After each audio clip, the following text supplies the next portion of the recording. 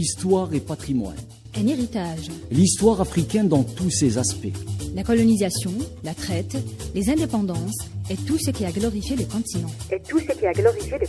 Histoire et patrimoine. C'est aussi un espace où il est question du patrimoine africain dans sa diversité. Patrimoine comme trésor de la mémoire et son double enjeu à la fois source d'histoire et repère mémoriel. Histoire et patrimoine. Présenté par Hassan Ara.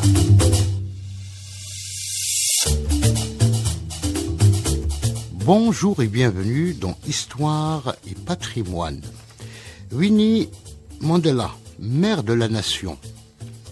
La chronique d'aujourd'hui sera consacrée à la figure de proue de la lutte contre l'apartheid en Afrique du Sud, Winnie Mandela.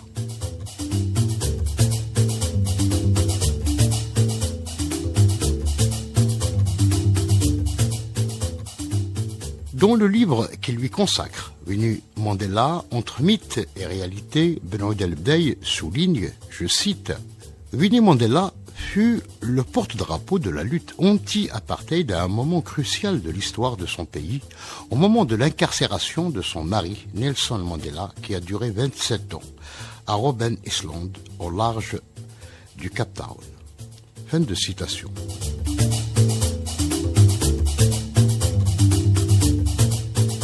Politiquement, nous dit encore Benoît Delbey, ces années d'enfermement furent les plus dures, les plus incertaines pour tous les Noirs.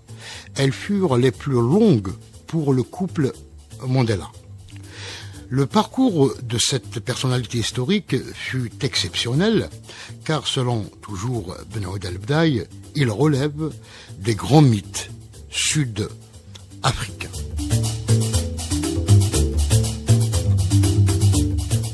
Winnie Mandela est née dans un milieu forcément politisé, conscientisé dans le village de Bizana, dans la région de Transkei. La date officielle de sa naissance est le 26 septembre 1934. Mais selon Lebday, des doutes subsistent quant à l'exactitude des faits, car il est dit dans la famille Madi Kizela que son père lui avait ajouté 2 ans afin qu'elle puisse bénéficier d'une bourse pour aller étudier à l'école d'infirmière de Johannesburg. Cette falsification n'a jamais été démentie, ni par le père, ni par Winnie Mandela elle-même, ce qui signifie qu'elle est née, en fait, le 26 septembre 1936. Winnie n'a jamais voulu commenter l'année de sa naissance, car pour elle, l'essentiel était ailleurs.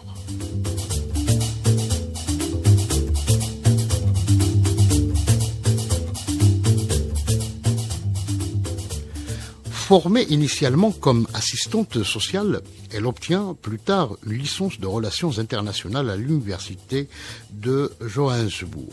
Avant de s'établir définitivement à Johannesburg, où elle fut la première travailleuse sociale noire de l'hôpital Baragwanath, elle entame son parcours professionnel dans l'administration de Bantustan du Transkei. À Johannesburg, en tant que professionnelle consciencieuse, elle découvre, grâce à son travail de terrain, la triste réalité de ses concitoyens et elle prend conscience des conditions de vie déplorables de ses patients. Au cours des années 50, elle rencontre le leader de l'ANC, l'avocat Nelson Mandela.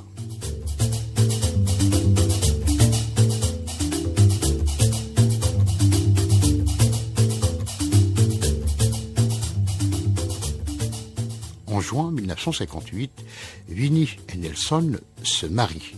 Ensemble, ils s'installent à Soweto. Soweto est le lieu de résidence, à l'époque, de Nelson Mandela.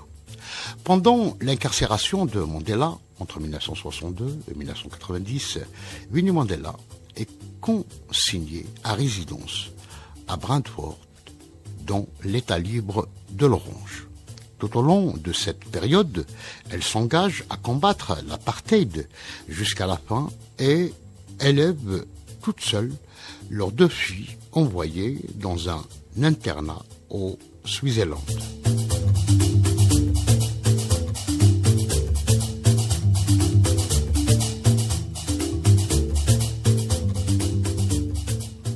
Surveillée par le gouvernement de l'Afrique du Sud, elle est arrêtée et incarcérée pendant 1 année en prison de haute sécurité où elle fut affreusement torturée.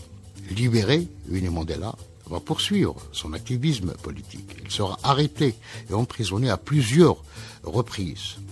En 1985, sa maison est incendiée. Malgré les intimidations, les arrestations, les tortures, elle ne renonce pas à la lutte anti-apartheid. Femme courage, celle que les Sud-Africains appellent mère de la nation, adulée pour son combat contre l'apartheid, Winnie Mandela incarne une figure de proue de la lutte des Sud-Africains pour leur liberté. Son histoire est sujet d'opéras, de livres et de films.